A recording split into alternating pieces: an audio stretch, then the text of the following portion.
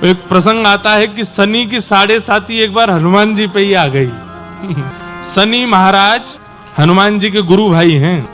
हनुमान जी बैठे थे समुद्र के तट पर, इतने में ही शनि महाराज आए।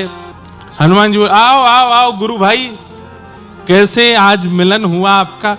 बोले कि आपके नक्षत्र कुंडली के अनुसार अब 7.5 साल के लिए हम आएंगे आपके ऊपर। हनुमान जी बोले, बढ़िया है, अकेले मन भी नहीं लग रहा था, तुम और आ गए, चलो आ जाओ, संग ही रहेंगे दोनों।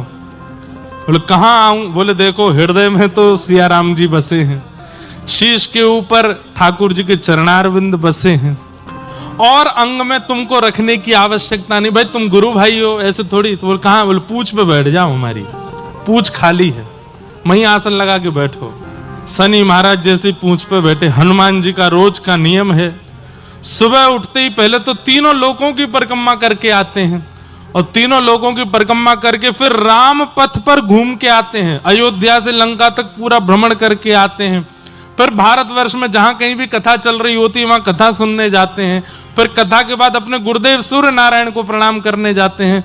उसके बाद फिर पर्वतों की यात्रा करके आते हैं। फिर सारी नदियों की परिक्रमा करते हैं, समुद्र देव की परिक्रमा करते हैं, पृथ्वी की 4 परिक्रमा करते हैं। तब दिन शुरुआत होता है हनुमान जी का। ये उनके प्रारंभ काल का रोज की संध्या वंदन है। शनि महाराज जैसे ही बैठे, हनुमान जी ने अपना प्रकल्प शुरू किया। 3 लोक की परिक्रमा करके आए, सारी नदियों की परिक्रमा करके आए, पर्वतों पर। अब हनुमान जी तो व्यवस्थित उछल कूद करें, पूंछ टकरावे सब जगह, कभी पहाड़ में घुस जाएं, कभी समुद्र के भीतर चली जाए, कभी कहीं कभी कहीं कभी कहीं। संध्या पूर्ण करके हनुमान जी जैसे सरजू जी के तट पर आकर के बोले, अब संध्या पूर्ण हुई, अब दिन की शुरुआत होगी।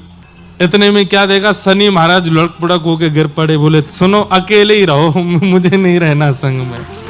नहीं नहीं, आ जाओ, अभी तो संध्या हुई है, अभी तो राजभोग होगा, ब्यारू होगा, कलेऊ होगा। बोले अकेले ही करो, हमको नहीं रहना। तब हनुमान जी बोले, हे शनि महाराज, दुनिया में किसी के भी पास जाएं तो पहले देख लीजिएगा, अगर जिह्वा पर राम नाम कृष्ण नाम बैठा हो तो उसके पास मत जाना, नहीं तो आप ऐसे ही दुखी हो जाओगे। और जिनकी जिह्वा पे कृष्ण राम बैठे हों उनको तो आशीष देना, उन पे तो कृपा करना। उनके जीवन में 7 वर्ष के लिए आने की आपको आवश्यकता नहीं है।